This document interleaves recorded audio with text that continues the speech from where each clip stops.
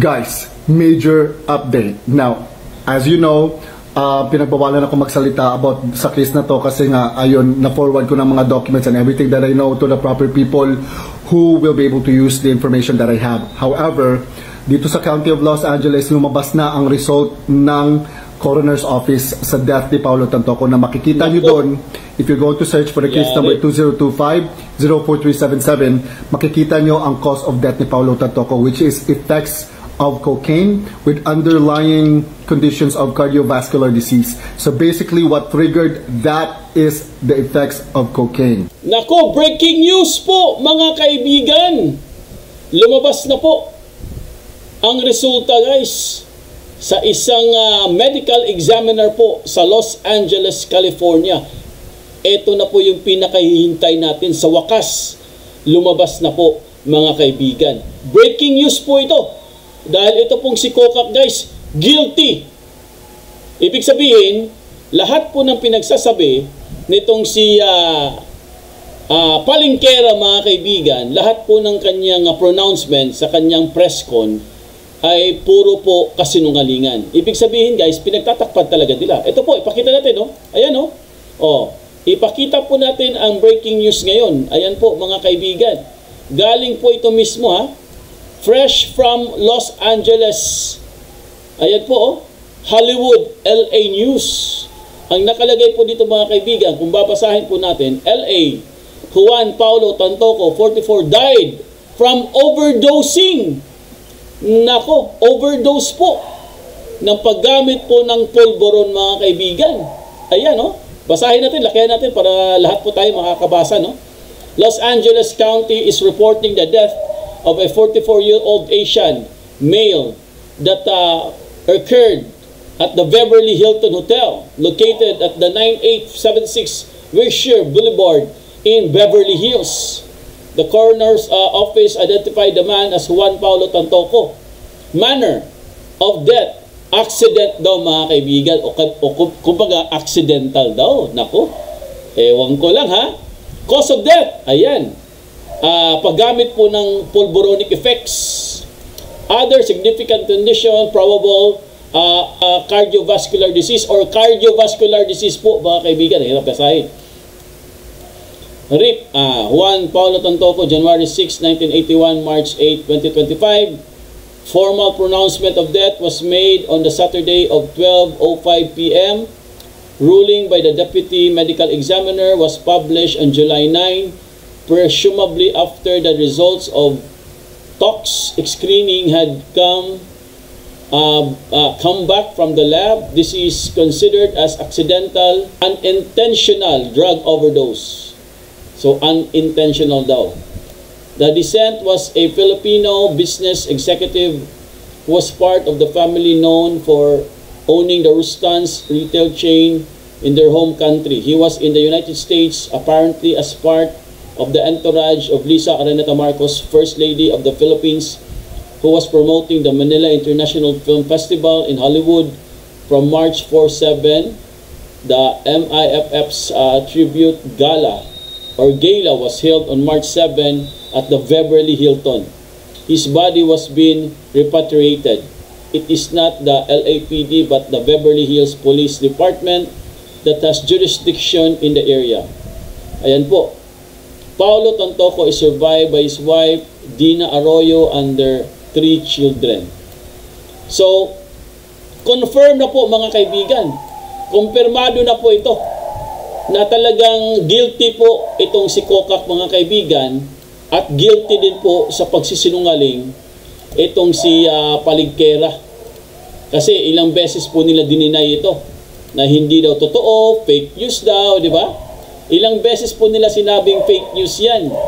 Pero ngayon, napatunayan na po natin, guys, na lahat po ng binabalita natin, lahat po ng mga expose natin at sa mga iba pang mga source ay talagang katotohanan po. Wala pong nagsisinungaling. Sila po, ito pong bangag, itong si Kokak, yan, sila Palingkera, Tambaluslos. Kumbaga, guys, nagsasabwatan po sila para po pagtakpan itong nangyari dito sa Los Angeles, California. Ito po, ituloy po natin itong si Mr. Gene Chase sa kanyang pasabog po. Now, this is a major update, you guys. So that only proves na ang cause ng kamatayan ni Paulo Tantoco is cocaine. Now, everything is going to unfold. Relax lang tayo, Relax lang talaga tayo. Let's trust the process. Let's trust BP Sara. Everything will unfold on its own. God save the Philippines. Ayan po mga kaibigan, God save the Philippines. Talagang napakatindi po itong pasabog na to. Ito po mga kaibigan, ito po ang nakalagay ngayon sa Abante Tonight. 22 minutes.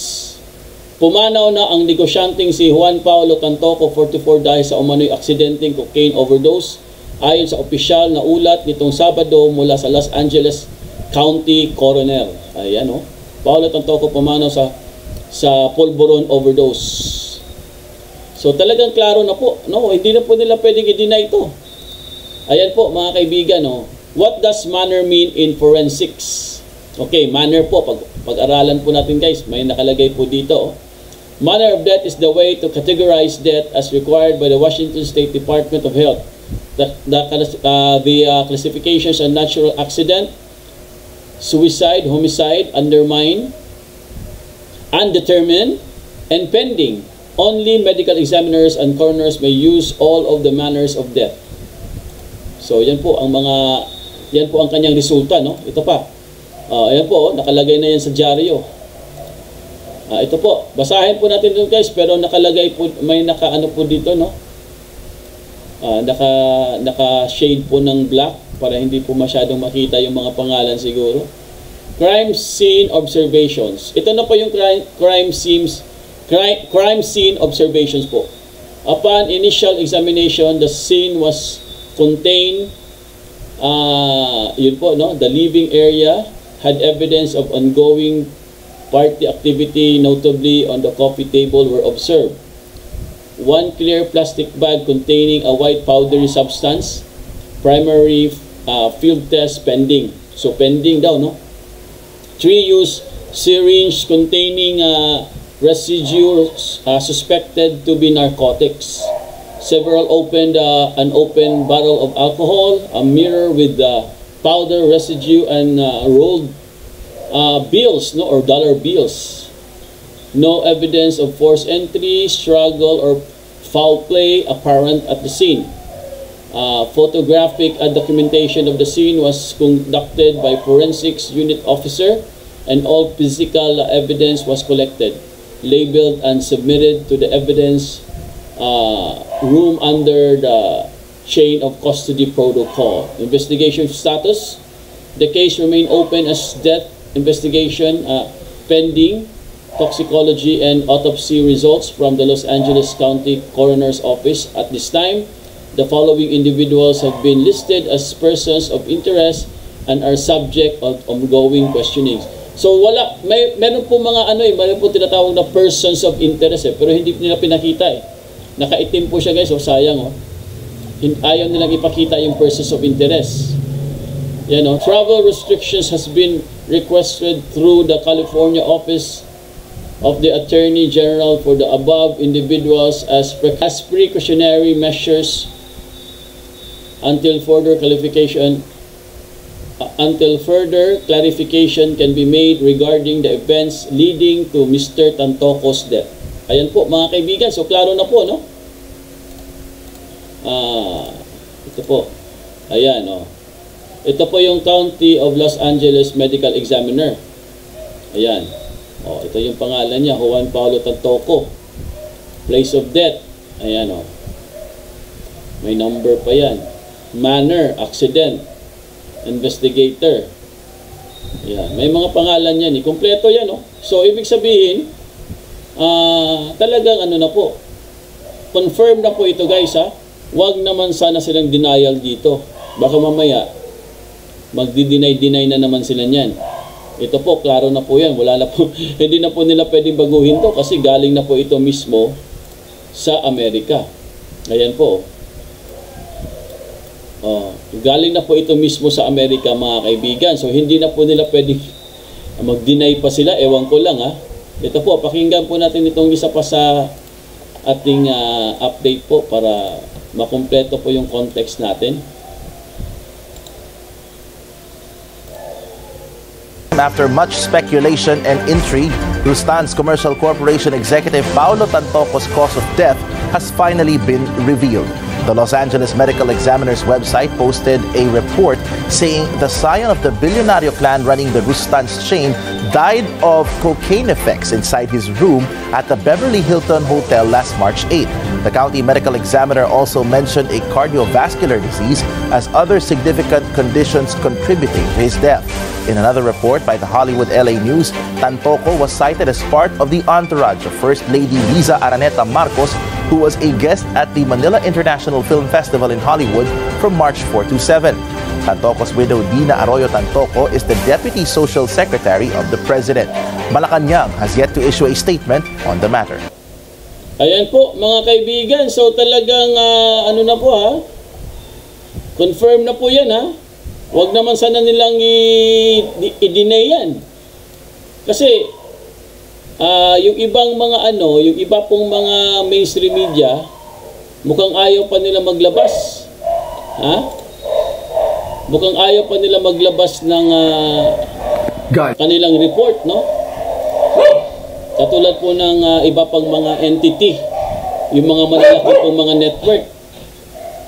Mukhang ayaw po nila maglabas ng sarili nilang mga report, no? Importante po ito eh. Dahil ito po yung pinakahihintay natin kasi nga ilang beses po natin ito in-expose dito, katakot-takot na po tayo na paliwanag at reaction po. Alam naman natin na ingat po tayo, di ba? Hindi po tayo makapagsalita ng diretsyo dahil nga kailangan po natin itong kasi kailangan po natin itong i-expose hindi pwedeng hindi. Pero sabi ko nga sa inyo guys, dahil hindi naman natin ma-confirm talaga, kasi po sa katunayan po niyan ay tayo po yung nagdidepende lamang sa mga source na galing po mismo sa Los Angeles. So ngayon, ito na po, lumabas na talaga siya at hindi na po ito mapipigilan, and it could explode or it could transform into a much bigger or much greater issue sa mga susunod po na araw. Ngayon, abangan na lang natin mga kaibigan kung ano po ang magiging sagot dito ni Palengkera. Panibagong sakit sa ulo ni Palengkera. Ano kaya ang magiging explanation niya dito? 'Di ba? Kumakalat po sa social media ngayon yung sinabi niyang wala daw katotohanan, 'di ba? Sinabi niya yun sa kanyang press con at ipinagtatanggol niya si Kokak. Sinabi niya hindi daw totoo, wala daw si Kokak sa Los Angeles, sa Pilipinas daw. Pero ngayon mismo po ang balita po ang nagsasabi, no? Galing na po ito sa Los Angeles, California, sa Amerika po, na meron pong entourage, no? Kasama po sa entourage nitong si Kokak, itong si namayapang Paulo Tantoco po. So, klaro na. Ano pa ang kailangan nilang ano pang kailangan nilang gawin dito? Hindi, wala na po. Kumbaga guys, checkmate na po sila dito. Kahit anong gawin nila, kahit anong paliwanag nila, hindi na nila pwedeng baguhin yan. Kasi galing na po ito sa international media. Kasi ang inaabangan talaga ng lahat dyan, yung press con or yung press release. So ito na yung inaabangan natin na press release. Lumabas na po. Sa wakas. Finally. So napatunayan talaga guys, or mga kaibigan, na ito pong si Kokak ay talagang guilty. At halatang-halata po na talagang kasama siya doon. Imposible mag-isa lang Di ba? Imposible namang sasabihin nila mag-isa lang siya doon sa loob. Ewan ko lang Di ba? Ewan lang natin sabi nga natin guys, abangan po natin ang mga susunod pa na mga expose dito. Kasi maglalabasan yan. Di ba? Maglalabasan lahat yan. At ang sabi pa, ilalabas na po ang body cam na nakuha po ng LAPD or Los Angeles Police Department. Yung body cam na yan, inaabangan din natin. Ilalabas na po mga kaibigan, kaya yan ako. Abangan na naman natin yan. Okay? So hanggang dito na lang po tayo guys. Maraming salamat po sa inyong lahat. No? Sa mga hindi pa po na-subscribe, please subscribe, comment, like at pakita notification bell para updated kayo sa aming mga bagong videos. ADF 2.0 po aming FB page. Follow, like, and share ng mga videos. Ayan, bye!